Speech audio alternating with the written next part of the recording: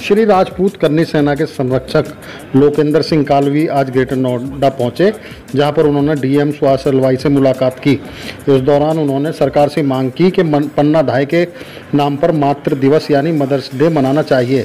उन्होंने सरकार से अपील की कि आगे दो समाजों में कभी टकराव ना हो, इसके लिए साहित्यकारों की एक कमेटी बनानी चाहिए। देखें क्या बोले कालवी जी।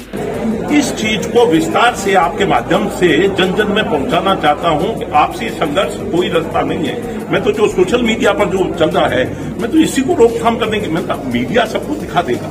क्यों सोशल मीडिया में आपस का झगड़ा है? सोशल मीडिया पर ही ज्यादा झगड़ा है और बाकी कोई तरह की दिक्कत नहीं है। क्यों, किस लिए रोक लगाने की मांग? और इसीलिए दो चीजें, एक ऐतिहासिक लोगों की, पत्रकारों के और प्रशासन के साथ में एक कमेटी बना दी जाए, एक चीज।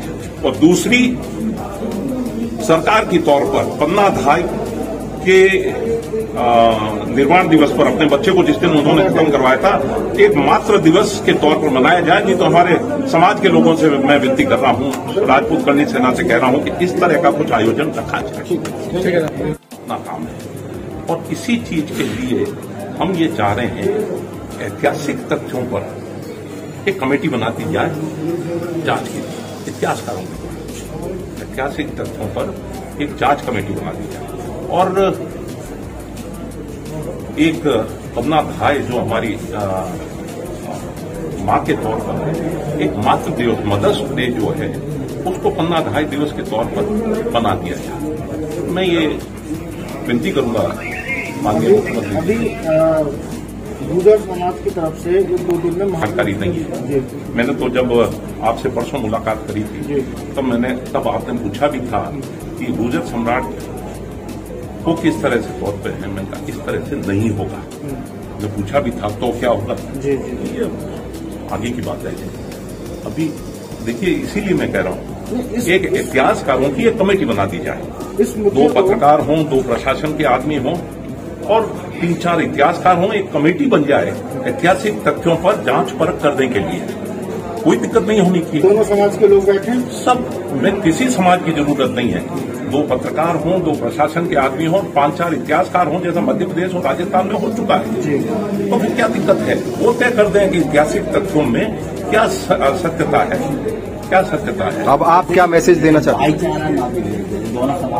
सीधा सा संदेश योगी जी ने भी दिया है। मैं तो कह रहा हूं कि मैं वंशज हूं,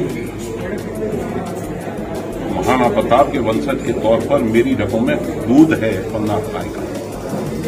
मैं किसी तौर पर किसी के खिलाफ हो सकता हूं, सोचा भी नहीं जा सकता। शायद मेरी उपस्थिति के कारण ऐसा हुआ, और मैं मानता हूं ऐसा नहीं हुआ। ये तो एक संगठित ताकत थी जिसके कारण हुआ। मेरी उपस्थिति क्या मायने रखती है? 6.5 फुट का हूं, 120 किलो का हूं, बहुत ज्यादा थी। गिरफ्तार भी हो गया तो भी कोई दिक्कत नहीं है, छोड़ दिया गया हूं। कमिश्नर साहब से मुलाकात करके आया हूं, कलेक्टर साहब से, डीएम साहब से बात करने जा रहा हूं, होम मिनिस्टर साहब से मेरी बात हुई है, डीजी साहिबान, जो तीनों डीजी साहिबान थे, उन्होंने भी आज सुबह मेरे से चर्चा की है। और मैं उस कानून व्यवस्था में कोई भी तरह के विघ्न पैदा करने वालों में से नहीं हूं, न मैं चाहूंगा कि इस तरह का हो। और अगर इस तरह का कुछ हो रहा है, उसके लिए ये समझा जाए जो कर्नल बैंसला ने कहा है। अगर गुर्जर समाज की तरफ से हो रहा है तो वो सोचा जाए कि कर्नल बैंसला ने क्या कहा है। हम राजपूत के साथ कंधे से कंधा मिलाकर लड़ने वाले लोग थे, सम्राट वम्राट नहीं थे। क्या योगी जी ने कह दिया कि मैं तो खुद प्रत्याहार हूं। फिर उन्होंने भी स्पष्ट कर दिया कि वो गुर्जर नहीं है, राजपूत है जन्म से। अब योगी आदित्यनाथ को मैं राजपूत या गुर्जर बनाकर छोटा नहीं करना चाहूंगा।